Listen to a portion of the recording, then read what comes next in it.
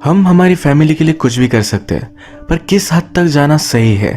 Hello friends, आज की हमारी मूवी सेरेनिटी ये 2019 की एक थ्रिलर ड्रामा मूवी है। ये इसी थीम को एक्सप्लोर करती है। एक फिशरमैन की एक्स वाइफ उसके पास आती है, उससे हेल्प मांगती है। उसे हेल्प करने के लिए ये किस हद तक जाएगा, ये इस मूवी की स्टोरी लाइन है। इस मूवी का एक्चुअल कंसेप्ट ये एक अलग लेवल का है, जो आपको इस वीडियो को देखने के बाद पता चलेगा। इसकी एंडिंग भी ट्विस्टेड है, तो लास्ट तक इस वीडियो को जरूर देखिएगा। वीडियो स्टार्ट करने से पहले मैं आप सबसे रिक्वेस्ट करना चाहता हूँ, अगर आपको वीडियो अच्छा लगता है तो प्लीज इस वीडियो को लाइक और कमेंट जरूर कर दीजिएगा। इससे चैनल को बहुत सपोर्ट मिलता है। बिना किसी देरी के इस ट्विस्टेड मूवी को एक्सप्लेन करना स्टार्ट करते हैं। मूवी स्टार्ट होती है और हमारा मेन कैरेक्टर, जिसका नाम है बेकर, एक टूरिस्ट को अपनी बोट पर फिशिंग करने के लिए लाया हुआ था। उसकी बोट पर उसका एक फ्रेंड भी काम करता है, जिसका नाम है ड्यूक। ये हमेशा टूना फिश की फिशिंग करते हैं। इनका आइलैंड, जिसका नाम है प्लेमथ, इस पर जो भी टूरिस्ट आते हैं वो हमेशा इन्हें पैसे देते हैं फिशिंग करने के लिए। आज भी ऐसे ही फिशिंग करने के लिए आए हुए थे। इन्होंने बेट डाली और बेकर को एक बड़ा सा टूना मिला। बेकर रियलाइज करता है जिस फिश को वो बहुत टाइम से ढूंढने की कोशिश कर रहा था, ये वही फिश है। एक बहुत बड़ा टूना फिश जो हमेशा बेकर के हाथ से निकल जाता है। उसकी जिद थी इसे तो वो पकड़ कर ही रहेगा। अकॉर्डिंग टू रूल्स इसे अब अपने टूरिस्ट को फिशिंग का रॉड देना चाहिए था, पर इस फिश को पकड़ने के लिए वो खुद ऑब्सेस्ड है। टूरिस्ट इस पर बहुत गुस्सा हो गए। उसे वो रॉड ले रहे थे, पर बेकर उन्हें चाकू दिखाता है और शांत रहने के लिए कहता है। पूरे दिन तक बेकर ने इसी फिश को पकड़ कर रखा। फाइनली इस फिश को मारने वाला था, पर फिर से फिश उसके हाथ से निकल गया। टूरिस्ट बहुत ही गुस्सा थे और इस ट्रिप के लिए उन्हें पैसे नहीं देंगे। बेकर के फ्रेंड ड्यूक को पैसों की जरूरत है, क्योंकि उसकी ग्रैंड डॉटर यूनिवर्सिटी में पढ़ती है। बेकर हमेशा इस तरह से कुछ ना कुछ तो करता रहता है, तो इस वजह से वो ब्रोक हो चुका है। इन्होंने शिप में जो पेट्रोल डाला था उसके भी पैसे वापस नहीं आए। बेकर ड्यूक से कहता है कि तुम्हारे पैसे मैं वापस कर दूंगा। बेकर ड्यूक को इस डे के भी पैसे दे नहीं पाया। इसके बाद बेकर को हम डायन के साथ इंटीमेट होता देख सकते हैं। डायन का हस्बैंड उसके साथ नहीं है, उसका बेटा भी एक अलग सिटी में काम करता है। इस वजह से बेकर और डायन में अफेयर है। बेकर को पैसे की जरूरत थी, तो डायन ने उसे हेल्प की। बेकर यहाँ डायन को उसके बेटे के बारे में पूछता है। डायन के बेटे को भी सही से फिशिंग करना आता है। बेकर को लगता है कि अगर वो डायन के बेटे को फिशिंग के लिए लेकर गया तो शायद ये गुड लक होगा। अब अपने फ्रेंड ड्यूक को वो फिर से फिशिंग के लिए नहीं ले जा सकता, क्योंकि सही से उसे पे नहीं कर पाता। डायन के पास एक कैट थी जो गुम हो चुकी थी। वो बेकर को कहती है कि प्लीज मुझे वो कैट ढूंढ कर दो। इसके बाद वो बार में आया। यहाँ इस आइलैंड पर हर आदमी को हर एक चीज पता होती है। इसके पीछे का रीजन हमें आगे पता चलेगा। बारटेंडर को भी ये पता था, तो उससे कहता है कि अगर तुम इस फिश से इतने ऑब्सेस्ड हो तो तुम उसका नाम क्यों नहीं रखते। बेकर कहता है उसका नाम जस्टिस है। रात में बेकर ड्यूक के पास आया। उसने उसे पे कर दिया और कहा कल फिर से मेरे साथ आना। वो फिर से उस फिश को ढूंढने की कोशिश करने वाला है। बेकर रात में घर आकर फिर से ड्रंक हो गया। उसे अपने बेटे की याद आई। उसके साथ फिशिंग करने की मेमोरीज वो याद करता है। अगले दिन वो ड्यूक के साथ फिशिंग पर गया। पूरा दिन उसने वेट किया, पर फिर भी उसे वो टूना नहीं मिला। वापस आने के बाद वो ड्यूक से कहता है तुम मेरे लिए बैड लक हो। तुम्हारे बैड लक की वजह से तुम्हारी वाइफ भी मर गई। उसने जानबूझकर ड्यूक को हर्ट किया ताकि वो उसके साथ काम ना करे। एक अच्छी सी जॉब ढूंढ ले जिससे वो अपनी ग्रैंड डॉटर के लिए पैसे भेज सकता है। रात में जब बेकर बार में था तो उसके पास कैरन आई। कैरन उसकी एक्स वाइफ। उसे कहती है कहीं अकेले में मुझे तुमसे बात करनी है। तुम सही थे और मैं गलत। इनकी बातों से हमें पता चलता है कि बेकर पहले आर्मी में था। कैरन के साथ जब उसका डिवोर्स हुआ उसके बाद वो गायब हो चुका था। इस आइलैंड पर भी वो एक अलग नाम से रह रहा है। ये जब अकेले थे तो कैरन उससे कहती है मेरा हस्बैंड मुझे बहुत मारता है। वो पहले से वायलेंट था, पर अब वो एक अलग लेवल पर जा चुका है। बेकर पूछता है मेरे बेटे पैट्रिक का क्या। कैरन कहती है वो हमेशा अपने रूम में कंप्यूटर गेम ही खेलता रहता है। उसके टीचर कहते हैं कि वो बहुत ही टैलेंटेड है। कैरन नहीं चाहती उसका हस्बैंड फ्रैंक उसके बेटे को भी हर्ट करे, इसी वजह से उससे हेल्प मांग रही थी। वो कहती है कल मैं मेरे हस्बैंड के साथ तुम्हारे बोट पर फिशिंग पर चलूंगी। वही सी में हम इसे मार डालेंगे। इस काम के लिए उसे $10 मिलियन देने वाली है। बेकर ने इसके लिए उसे मना कर दिया। जब कैरन चली गई तो बेकर को ढूंढते ढूंढते एक सूट में का आदमी आया हुआ था। इसका नाम है रीड। रीड अपनी वॉच देखता है और उसे टाइमिंग जरा ऑफ लगती है, क्योंकि बेकर उसके हाथ से निकल गया था। आज रात बेकर ने अलग फिश की फिशिंग की। उसे अच्छे से पैसे मिल गए। जब वो घर आया तो अपनी कैट ढूंढते ढूंढते डायन उसके घर आई थी। वो उसे पूछती है कल रात जिसके तुम साथ थे वो बहुत ही ब्यूटीफुल है। एक दो दिनों में उसका हस्बैंड भी आने वाला है। बेकर कहता है मैं उन्हें फिशिंग पर नहीं लेकर जाऊंगा। वो डायन से बात नहीं करता और क्लिफ से पानी में जंप करता है। उसे पानी में हमेशा अपने बेटे का प्रेजेंस महसूस होता है। उसमें और उसके बेटे में कुछ ना कुछ तो कनेक्शन है, जो इतने दूर होने के बाद भी वो एक दूसरे का प्रेजेंस महसूस करते हैं। इसके बाद कैरन का हस्बैंड फ्रैंक ये भी आइलैंड पर पहुंच गया। कैरन उसे जल्दी एक्सपेक्ट नहीं कर रही थी, पर उसे मिलने के लिए एक दिन पहले वो आ चुका था। आने के बाद तुरंत वो कैरन के साथ इंटीमेट होना चाहता था। उसने उसे अनड्रेस किया। नोटिस करता है कैरन की बॉडी पर एक मार्क है। उसके बारे में उसे पूछता है। कैरन को इसका रीजन पता नहीं था। इसके बाद उसने 1 घंटे तक अपनी बेल्ट से उसे बहुत मारा। नेक्स्ट सीन में बेकर फिशिंग के लिए जब हुक्स बाय कर रहा था, तभी वहां की लेडी उसे बताती है कैरन का हस्बैंड वापस आ चुका है। उसने उसे 1 घंटे तक बहुत मारा। जैसे कि हमें बताया गया है कि इस टाउन में हर आदमी को हर चीज पता होती है। इस वजह से इस ओनर को भी पता था कैरन को उसके हस्बैंड ने मारा है। बेकर ने कुछ भी नहीं कहा और वहां से चला गया। वो जब बोट पर था तो उसके पास कैरन और फ्रैंक आया। फ्रैंक कहता है कि मेरी वाइफ बता रही थी कि तुम मुझे फिशिंग पर नहीं लेकर जाने वाले। बेकर कहता है मैंने कुछ वायलेशंस किए थे, इस वजह से मैं किसी को भी अकेले बोट पर नहीं लेकर जा सकता। फ्रैंक ने कहा इस आइलैंड पर कोई भी रूल नहीं है, वो अमीर है तो किसी को भी मैनिपुलेट कर सकता है। बेकर फिर भी इसके लिए मना कर रहा था। फ्रैंक कहता है कल तुम आओ या ना आओ, 7 बजे मैं तुम्हारे यहाँ वेट करूंगा। तुम्हें दिखा दूंगा कि पैसों की पावर क्या होती है। बेकर अपने फिश सेल करने के लिए आया हुआ था। वहां का आदमी उसे कहता है तुम्हें कोई ढूंढ रहा था। यहाँ वही सूट वाले आदमी रीड की बात हो रही थी। नेक्स्ट सीन में हम देखते हैं कि बेकर अभी अभी डायन के साथ इंटीमेट हुआ। डायन बेकर से कहती है कि तुम बहुत ही जेंटल हो, कभी भी किसी को हर्ट नहीं कर सकते। जब भी मेरी कैट गुम हो जाती है तो मुझे हेल्प करते हो। मुझे लगता है तुम्हें कैरन को हेल्प करनी चाहिए। बेकर का फिर भी फ्रैंक को मारने का कोई भी प्लान नहीं था। अगली सुबह ड्यूक उसके पास आता है। वो उसे कहता है कि मैंने बोट पर सुना फ्रैंक तुम्हें उसे ले जाने का $10,000 देने वाला है। मुझे पैसों की जरूरत है, हम दोनों मिलकर उसे लेकर जा सकते हैं। बेकर कहता है तुम्हारा लक खराब है। ड्यूक कहता है कि मुझे पता है, मेरा सोचकर ही तुमने मुझे हर्ट किया था।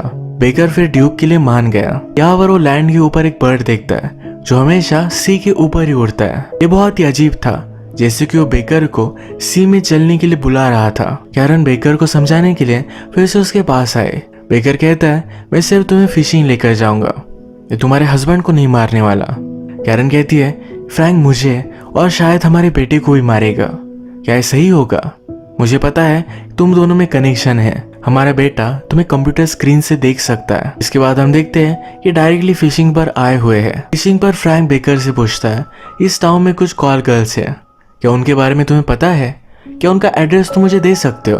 बेकर ने इसके लिए मना कर दिया। उसे पूछता है कि तुम्हारा कोई बेटा है? फ्रैंक कहता है कि मेरा एक स्टेप सन है, वो हमेशा अपने कंप्यूटर पर ही लगा रहता है। मैंने एक दिन उससे पूछा कि दिन भर तुम यही क्यों करते रहते हो, तुम्हें कुछ अलग चीज करनी चाहिए। उसने मुझसे कहा कि अगर मैं गेम्स नहीं खेलूंगा तो तुम्हें मार डालूंगा। फ्रैंक कहता है एक दिन मैं ही उसे मार डालने वाला हूँ। इस पर बेकर को बहुत ज्यादा गुस्सा आ गया, वो उसे मार डालने वाला था। तभी इन्होंने एक बड़ा सा शार्क कैच किया। ये कैच कर फिर से वापस आते हैं। फ्रैंक को एक्चुअल में एक टूना फिश कैच करना है, तो इस वजह से कल वो फिर से फिशिंग के लिए आएगा। बोट पर जो भी हुआ ये सब ड्यूक ने सुना था। उसे पता चल गया कि इनमें कुछ ना कुछ तो कनेक्शन है।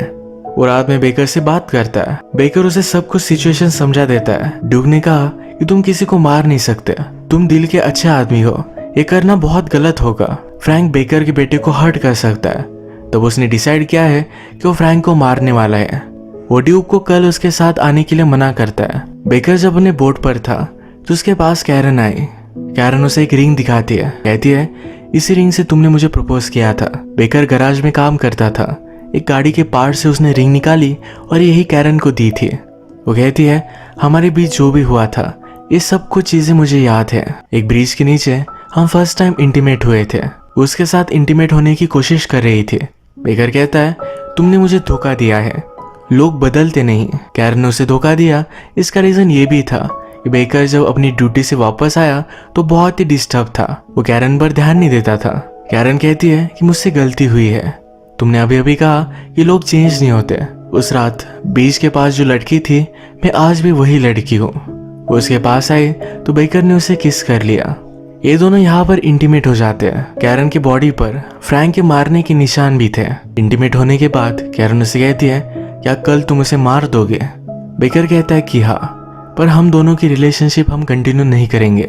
कैरन इसके लिए मान जाती है क्योंकि सिर्फ उसके बेटे को बचाना उसके लिए इम्पोर्टेंट है। बेकर जब घर पर आया तो रीड उसका बाहर ही वेट कर रहा था। उसे कहता है, तुम कल जो करने वाले हो इसके बारे में मुझे पता है। जिस चीज की तुम्हें जरूरत है ये चीज मैं तुम्हें दे सकता हूँ। बेकर इससे इंट्रिग था तो उसे उसने घर में इनवाइट कर लिया, ड्रिंक ऑफर किए। रीड फिर उसे एक इक्विपमेंट दिखाता है, कहता है एक फिश फाइंडर है।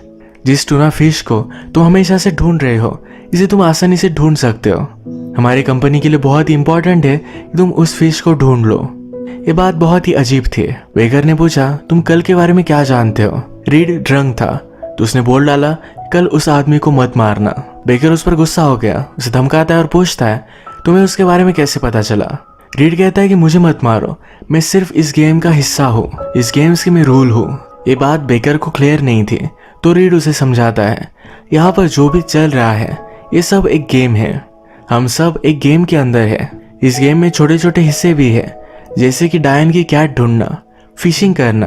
पिछले कुछ दिनों से इसमें डिस्टर्बेंसेस आ रही है। तुम्हारा फ्रैंक को मारना इस गेम का पार्ट नहीं है। अकॉर्डिंग टू द रूल्स हम किसी भी आदमी को इस गेम में मार नहीं सकते।